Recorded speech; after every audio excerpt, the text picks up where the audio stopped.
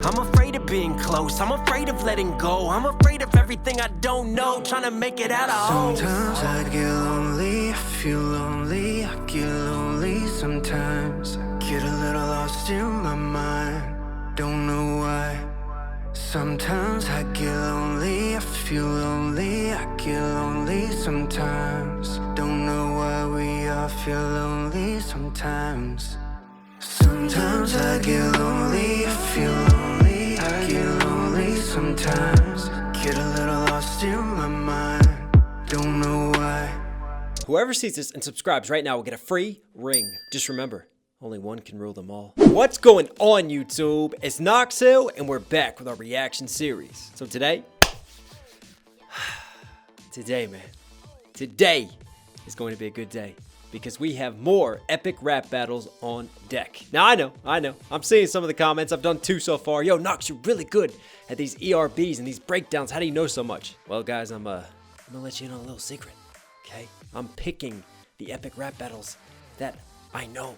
I'm picking the characters and the stories that I am familiar with because I don't want to look like an idiot.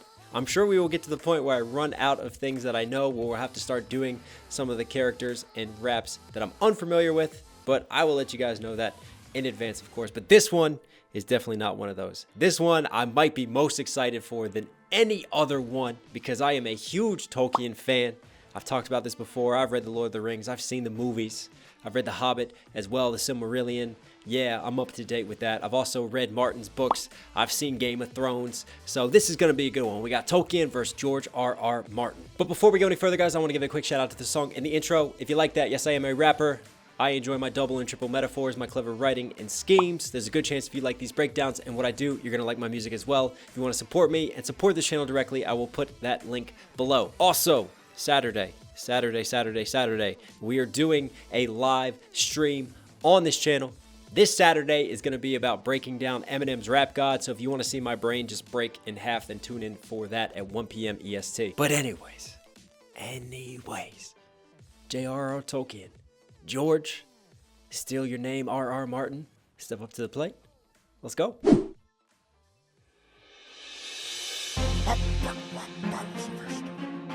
Oh, I already like this beat, man. It's got an epic vibe to it.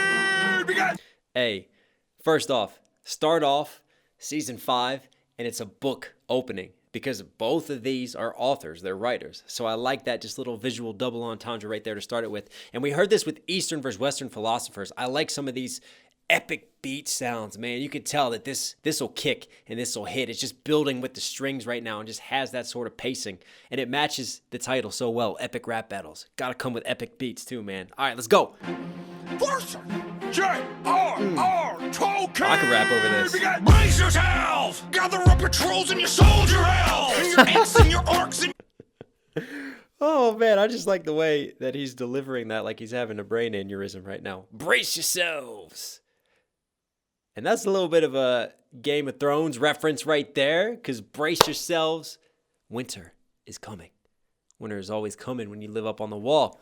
But also, I take that as brace yourselves, because back in those times, like medieval times, you would wear, braces as a part of your armor. So, just a casual little double we got. All right, let's go. Brace yourself! Gather up your trolls and your soldier elves! And your ants and your orcs and your wargs and your stings, your dwarves and glamdrings!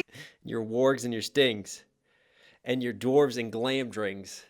That's funny because I was sitting there and he's like, all right, well, he's naming all of the mythological creatures that Tolkien has used, but then he's also naming Sting, which was Frodo's sword. So why is he naming a weapon? But then he used Glamdring, which Gandalf found in the troll cave. So that is a elvish sword that is feared by the orcs. All right, he's just referencing the lore right now. And obviously, Knox is going to lose all street cred because he's absolutely nerding out. But just remember, people, yes, I do Eminem breakdowns on this channel.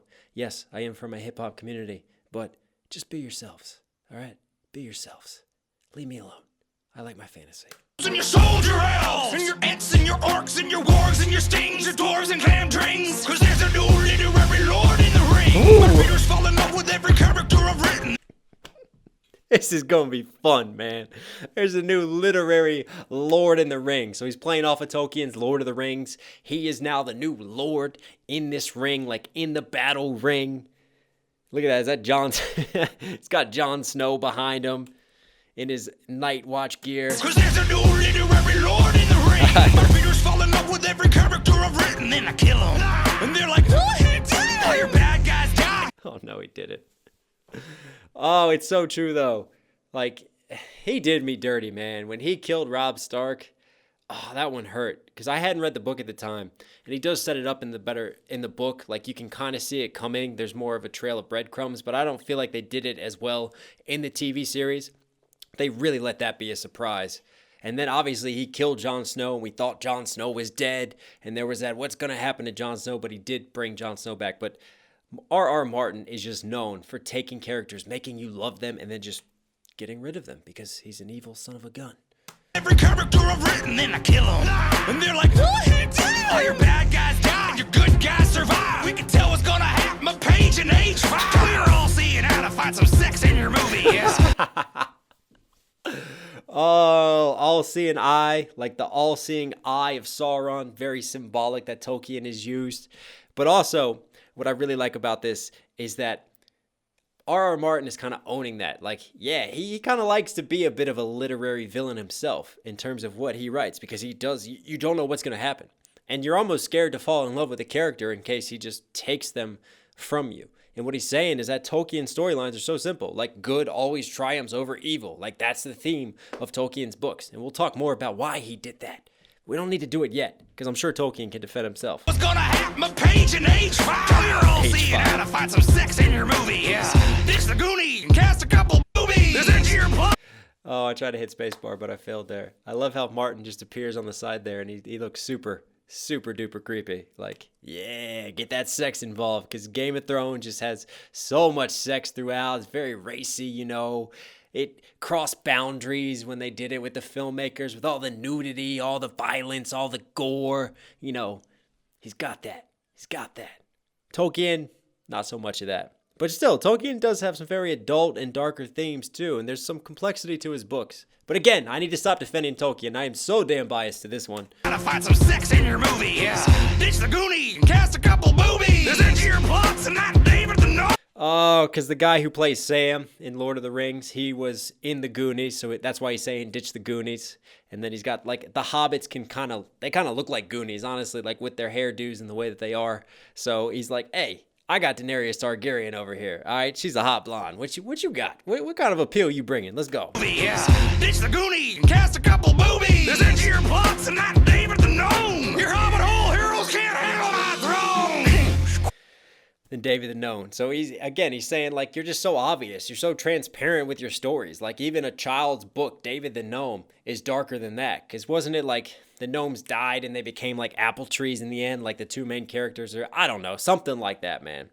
And then obviously the throne, because he's playing off a Game of Thrones. Can't handle his throne. Can't handle this too. His throne that he's got. Carries weight. He's a big man. David the Gnome! Your Hobbit hole heroes can't handle my throne! Queens, dragons, dwarves, horses, fortresses, magic, and swords. You hobbit my whole shit, you uninspired hack. You want to... Let's go! Get him, Tolkien. Get him. So true, though. So true. I mean, you could probably take that argument and apply it to most any, like, fantasy book nowadays. Like, so much is drawn from what Tolkien did. You know, the elves, the dwarves, the nobles, like, everything that people use. And, well, there wasn't elves in Game of Thrones. I'm getting a little ahead of myself, but just so much of the story and lore. You could see where Martin was inspired from. Tolkien is saying, get your own original ideas, man. Fortresses, magic, and swords. You hobbit my whole shit, you uninspired hack. You hobbit my whole shit. You bit my shit, right? Like biting someone's style, copying off of them. But I love how he plays off of his main characters, hobbits. Wordplay. Horses, fortresses, magic, and swords. You hobbit my whole shit, you uninspired hack. You want to war, George? Welcome to J.R.R. In book sales have... Is that an orc that comes out on the right side? You want to war, George? Welcome to J.R.R. That's nice. I think that's Aragorn on the left. And he's obviously got the elves to the sides, and then he's got the orc comes out. But welcome to J.R.R. Like, welcome to Iraq. Hobbits are from the Shire, so it's just wordplay off of Iraq. Like, this is war. This is all out war. Let go. You have been my whole shit, you uninspired hack. You want a war, George? Welcome to J.R.R. In book sales, you got nothing to say. I'm number 1 and 2. You're under 50 Shades of Grey. I got the pros of a pro. Ooh. You want to talk sales? You want to talk numbers? All right, Game of Thrones? Lord of the Rings. Don't measure up. He's kind of flipping it because he's like, oh, you want to talk about sexual, racy type of content? Well, 50 Shades of Grey is ahead of you. You're below that. Nice little diss. I'm number 1 and 2. You're under 50 Shades of Grey. I got the pros of a pro. Your shit's subpar. Hey, that's a nice literary diss, though. I got the pros of a pro. Like my pro game, my pen game, can't handle that, boy. 2. You're under 50 Shades of Grey. I got the pros of a pro. Your shit's subpar. You're a pirate. You even stole my R.R. We all know the world is full of chance. Shots fired. So clever. You're a pirate, because pirates go R. So George R.R. Martin stole the name J.R.R. Tolkien. One of the most obvious and best flips to use. Nice one. You're a pirate. You even stole my... Tolkien's winning right now. Tolkien's winning right now. Again, I'm incredibly biased, but Tolkien is winning right now. I will fight you in the comment section. Oh, we all know the world is full of chance and anarchy. So yes, it's true to life for characters that die randomly. But newsflash, the genre's called fantasy. It's meant to be unrealistic, you myopic vanity. I conscientiously object to what you're... That is so clever. That is such a clever way to argue a complex thought and to break it down into just like 4 simple bars and turn it back on them.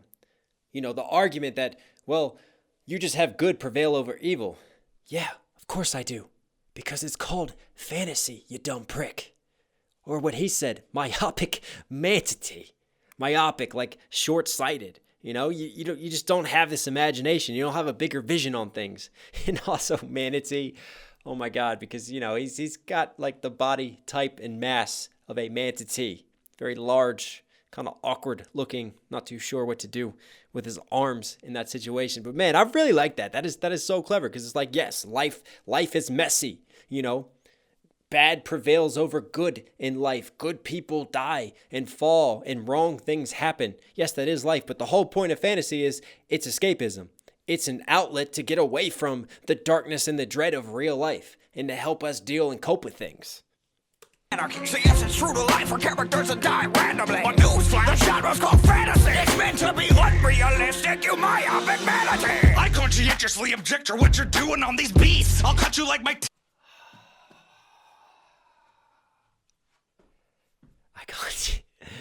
Because Martin did not fight in Nam. Martin was supposed to fight in Nam, but he was a conscientious objector.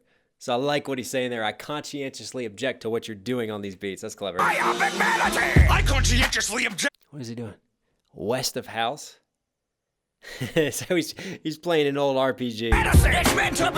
Oh, quick note on RPGs, guys. Tolkien started the whole genre of RPG pretty much, just with his backstories and his detail and the characters and the worlds that he dove into. I mean, it's crazy. Life for characters that die randomly. But newsflash, the genre's called fantasy. It's meant to be unrealistic, you myopic vanity. I conscientiously object to what you're doing on these beasts. I'll cut you like my teeth on Beauty nice and beat the Beast. switch. You went too deep, Professor Tweed Pants. Professor Tweed Pants, because Tolkien liked to wear a lot of tweed. I don't get the Beauty and the Beast line. Somebody's going to have to tell me what that means below. Guessing if I just had to throw a shot out there, Martin had something to do with one of the Beauty and the Beast adaptations and wrote for it. Beasts, I'll cut you like my teeth on Beauty and the Beast. You went too deep, Professor Tweed Pants. We don't need the backstory on every fucking tree branch. I cut my teeth in the trenches of the sun. All right. I'll give points to Martin for that. I like the way he put that. We don't need the backstory on every fucking tree branch, because literally Tolkien went so deep he invented his own languages. I mean, he invented Elvish. He invented Orcish. Like he would study etymology, and he was so infatuated by that. And he didn't just write a story. He wrote an entire world and a history and cultures and languages and backstories upon backstories before he wrote the actual story. I think that's what makes Lord of the Rings just so appealing even to this day and such a classic, because it doesn't have the feel of like happening just in that moment in time in the book. Like you feel like you're a part of something greater. You feel like you're a part of an actual wide world, just like rich in lore and stories and well established. It's almost like we're looking through a lens into an actual world that is happening. That's always been kind of the appeal to me, and one of the things I respect Tolkien for is just how deep he truly dove into his world. We don't need the backstory on every fucking tree branch. I cut my teeth in the trenches of the Somme. You lopped your Santa Claus ass through Vietnam, and it's hard for me to... I do think Tolkien has a better disses, I'm sorry, but it's true. Like, he fought in one of the bloodiest battles in World War I in the Somme, right? He was there. He was there through that tragedy. He fought in that war. You know, he had friends who died in that war. And actually that war did start to inspire some of the Lord of the Rings, like Mordor and the desolation of the trenches and no man's land, like that type of imagery, nature being destroyed, the destruction of technology. You can see where he grabbed some of those themes and used it for Lord of the Rings. But then LARPed, live action role playing. He's saying here, Martin, you didn't actually fight in any wars. You just pretended to. Live action role played through it. It's a nice diss. Teeth in the trenches of the Somme. You lopped your Santa Claus ass through Vietnam, and it's hard for me to take criticism on clothes from a dude who sends a raven to say hi to his toes. Man, your fat jokes are... Fat joke, obviously, because he can't see his toes because his tum-tum is in the way. In Game of Thrones, they send ravens to communicate with each other. Big on ravens. So he's got to send a raven to communicate with that. Let's go. Criticism on clothes from a dude who sends a raven to say hi to his Man, toes. your fat jokes are worse than your pipe smoke. My show's the hottest thing on HBO. I'm rock and roll, you're I don't know why it made me think of the YMCA right there. Hang on, I want to see what this says. in your pipe smoke. My show's the hottest thing on HBO. I'm rock. Topaz programming. And he uses the pipe smoke because like Gandalf is always smoking a pipe. Tolkien was always smoking a pipe. So he's like, what are you smoking on there? Jokes are worse than your pipe smoke. My show's the hottest thing on HBO. I'm rock and roll, you're a nerdy little nebbish, and I may be dirty, but you got a hairy foot fetish, dog. Even the That was a dirty flow switch. I like that pocket, man. He just switched and went into like this rapid fire scheme. That's the best flow of this battle so far. Wow. worse than your pipe smoke. Hold My up. show's the This hottest is thing cool. on HBO. I'm rock and roll, you're a nerdy little nebbish, and I may be dirty, but you got a hairy foot fetish, dog. Even the I'm rock and roll. Meaning like he's so mainstream because, you know, Tolkien, Lord of the Rings, bit of a nerdier connotation, whereas more mainstream audiences have accepted Game of Thrones. So saying like he's like rock and roll. That's like the equivalent of that. And then the hairy foot fetish, because hobbits have hairy feet. They're known for their hairy feet. So he's just saying, you know, I might be dirty, as in dirty with the sexual themes and stuff that I do. But you want to talk dirty. I mean, you're obsessed with hairy feet. Like, why? Why did you put that into your character? What's up with that? Oh, you're a nerdy little nebbish, and I may be dirty, but you got a hairy foot fetish, dog. Even the names of your characters suck. You got buffers and Hey, a quick note on production. I haven't really talked much about that since the beginning. Is that right there when he went on that fast bit? To even highlight that flow switch further, they kicked out the strings and the epic builds, and they just had a percussion track kicking right there, which was cool. It's like scale back everything, focus on the flow, and then as he comes out of it, let's bring everything back in. Nice blend. You got a hairy foot fetish, dog. Even the names of your characters suck. You got buffers and boofers and brandy bugs. I got a second breakfast for all them goofy fucks. Lift up my gut. Oh, second breakfast, because hobbits are always hungry. Wasn't it Merry and Pippin when they were first out with Aragorn and everyone in Journey, and they were asking, does he know about second breakfast? 11 C's? You know, just saying so much. So he flips that from the movies and from the stories. But then also the Brandy Bucks and all the names. It's like, your names suck, man. Like Mary Brandy Buck? Come on. Can you do better than that? Bofers, Bonfers, Bimbers? Boofers and brandy bugs. I got a second breakfast for all them goofy fucks. Lift up my gut and teabagging's my nuts. C.S. Lewis and I. Teabagging someone, we got that one. But also Frodo was named Frodo Baggins. Bag End, Teabaggins, Bag End. That's a nice little triple there. I were just discussing how you and Jon Snow both know nothing. That's the backstory on my box. Tolkien was good friends with C.S. Lewis, who wrote the Chronicles of Narnia, another great fantasy series. though it doesn't really stack up to Lord of the Rings. It is still a good one. I mean, I read that more as a kid. But Jon Snow, there's always that saying in the series, "You know nothing, Jon Snow." And insert better English northern accent there than what I just did. We're just discussing how you and Jon Snow both know nothing. Because the backstory on my box office is billions. Got my children making millions off my Silmarillions, and I'm more rock and roll. Hey, shout out to Christopher Tolkien, man. Took his dad's works and has released and given the world the Silmarillions, but plays on making millions, right? Millions is in the Silmarillion name, but Silmarillion is like the lore from some of the backstories of Lord of the Rings. And then he's playing off of the backstory lines. You know, when he got dissed for the tree branch and stuff, he's like, well, my backstory is making box office billions right now. I'm swagging. My box office is billions. Got my children making millions off my Silmarillions, and I'm more rock and roll than you ever been. Don't believe me? Ask Led Zeppelin. You can't reach this fellow. That's nice. I feel like there's some really good setups between the two. I feel like they definitely sat down together and wrote this together. Like, there's some really good chemistry. I know they're dissing each other going back and forth, but like, there's some things that Martin is saying that's really setting up for Tolkien to do something with. Tolkien saying some things that's setting up for Martin to do something with. Definitely feels like there's a lot of chemistry to writing this together, which, you know, we can't analyze too much and be too critical of who's better than who, because I think this is about entertainment, obviously. It's about us just enjoying this and the disses that happen. But Led Zeppelin, anyways, definitely inspired by Lord of the Rings and Tolkien's writings. They've come out and said that, and they've released songs that are inspired by that. Stairway to Heaven, one of those that comes to mind, that was definitely inspired by Tolkien's world, which is really cool. So Martin before was bragging about how he's mainstream, how he's rock and roll, and Tolkien's like, all right, let me take an iconic group in rock and roll, and let me tell you how I've influenced them. Nice. Box office is billions. Got my children making millions off my Silmarillions, and I'm more rock and roll than you ever been. Don't believe me? Ask Led Zeppelin. You can't reach this fellow. And a cool sample right there, like band sample, acoustic drums being played right there. It's nice, man. And then you've got the electric guitars raging in the back. Ever been. Don't believe me? Ask Led Zeppelin. You can't reach this fellow. Shit, I'm too towering. Every time I battle, it's return of the king.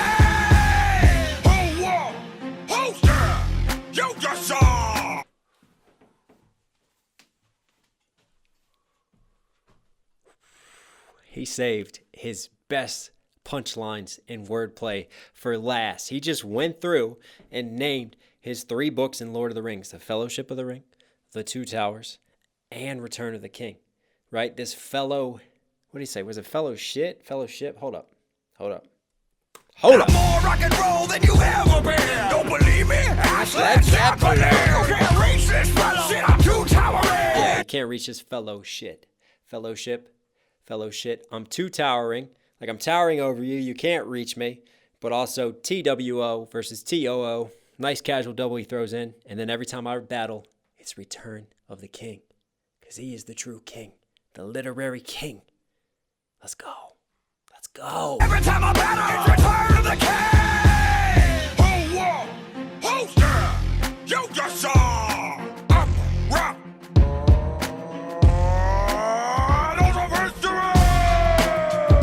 All right. Nice. So nice Peter played Tolkien. Epic Lloyd with J.R.R. Martin. That was good, man. Silly Jenkins. She was playing Daenerys and some of the Elvish characters. I really enjoyed this. Wow.